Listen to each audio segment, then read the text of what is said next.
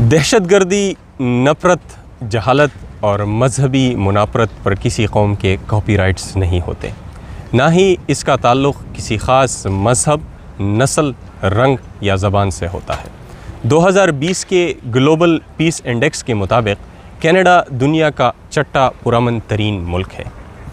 اور پوری دنیا میں اسے ایک انکلوسو اور ڈائیورس ملک کے طور پہ جانا جاتا ہے۔ پوری دنیا سے یہاں ہر مذہب، زبان، نسل اور رنگ کے لوگ آ کر پرامن زندگی گزارتے ہیں، لیکن زندگی میں پہلی بار کل شام شلوار قمیص میں بچوں کے ساتھ باہر گھومتے ہوئے مجھے اس ملک کی گلیوں میں خوف محسوس ہوا، ایک انجانا سا ڈر کہ کہیں کوئی شخص مجھے پیچھے سے روند نہ ڈالے صرف اس لیے کہ میں نے شلوار قمیص پہنی ہوئی ہے۔ اتوار کی شام 4:30 پر انتاریو کے شہر لندن میں پاکستانی نژاد سہیل افضال اپنی بیوی، 2 بچوں اور ماں کے ساتھ چہل قدمی کر رہے تھے کہ 20 سالہ ایک درندہ صفت عیسائی نوجوان نیٹ ولٹم نے ان پر اپنی گاڑی دوڑا دی۔ یہ کوئی حادثہ نہیں تھا، بلکہ پولیس کے مطابق ایک سوچے سمجھے منصوبے کے تحت 4 معصوم زندگیوں کے چراغ صرف اس لیے گل کر دیے گئے کہ انہوں نے شلوار قمیص پہنی ہوئی تھی اور وہ مسلمان تھے۔ یہ 20 سالہ درندہ صفت نیٹ ایک نزدیکی ایک فارم میں کام کرتا تھا اور اس کا تعلق ایک قدامت پسند عیسائی ڈچ خاندان سے تھا۔ سوچنے کی بات ہے کہ کینیڈا جیسے پروگریسو، ترقی یافتہ اور پرامن ملک میں نیٹ جیسے بیڑیے کیوں پیدا ہوتے ہیں؟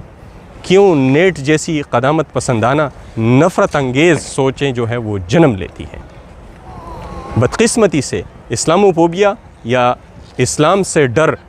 کینیڈا میں ایک بڑھتا ہوا رجحان ہے اور شخصی آزادی کے نام پر دائیں بازوں کے جماعتوں کو مکمل آزادی دی گئی ہے کہ وہ وائٹ سپریمیسی اور اسلام سے خوف کو مکمل عام کریں اور عوام کے جذبات کو مشتعل کریں۔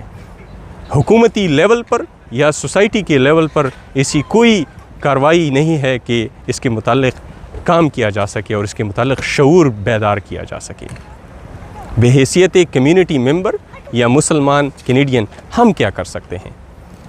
ہمیں آواز بلند کرنا ہوگا، ہمیں اپنے ممبر آف دا پارلیمنٹس یا جو پارلیمنٹیرینز ہیں، چاہے وہ مسلمان ہو یا نان مسلم ہو، انہیں یہ احساس دلانا ہوگا کہ وقت آ گیا ہے کہ سنجیدگی سے اس مسئلے پر بحث کی جائے، کیونکہ اس سے پہلے کوبیک سٹی میں بھی اس قسم کے ایک نوجوان، اسی عمر کے ایک نوجوان نے مسلمان نمازیوں کو صرف اس لیے مسجد میں شہید کیا تھا کہ وہ مسلمان تھے۔ اگر اس مسئلے کو سنجیدگی سے لیا جاتا تو آج نیٹ جیسے بیڑیے افضال جیسے معصوموں کی زندگیوں کو گل نہ کرتے۔ وقت آ گیا ہے کہ ہمارے جو ممبر آف پارلیمنٹ ہے وہ اپنے کاکسز میں اس کو ڈسکس کریں، ہم انہیں احساس دلائیں سوشل میڈیا کے تھرو یا دوسری مینز کی تھرو کہ یہ معاملہ ہماری زندگیوں سے جڑا ہے اور اس جیسے واقعات ہمیں ہماری فیملیوں کے ساتھ خوف کا احساس دلاتی ہے۔ ہم اس ملک میں رہنے کے لیے آئے ہیں، اس ملک کی اکانومی میں ہم کنٹریبیوٹ کرتے ہیں اور اس جیسے واقعات آج اگر افضال کے ساتھ ہوئے تو کل خدا نخواستہ ہم بھی اس کی بینٹ چڑھ سکتے ہیں، کیونکہ چراغ سبھی کے بجھیں گے، ہوا کسی کی نہیں۔ شکریہ۔